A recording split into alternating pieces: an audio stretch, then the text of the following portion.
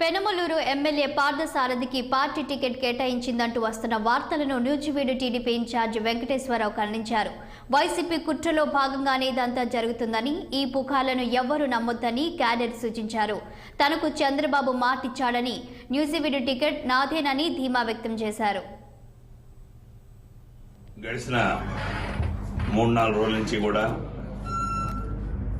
తెలుగుదేశం పార్టీలో మరి ఎవరైతే పెనమలూరు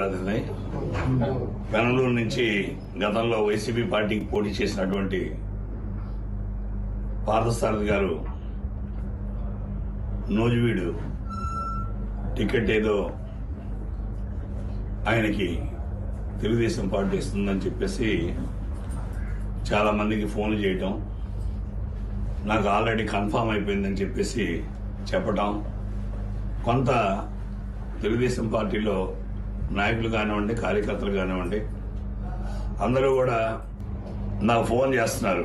అదేవిధంగా గ్రామ నాయకత్వాలు కూడా వాళ్ళకు కూడా కొంతమంది ఫోన్లు చేసి చెప్పడం కూడా జరుగుతుంది. వాళ్ళు ఏమంటున్నారు, ఏంటంటే ఇది 10 సంవత్సరాల నుంచి మీరు ఇక్కడ కష్టపడి పార్టీకి పనిచేస్తున్నారు,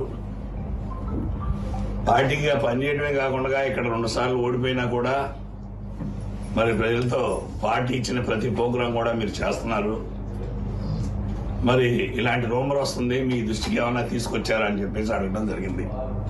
అయితే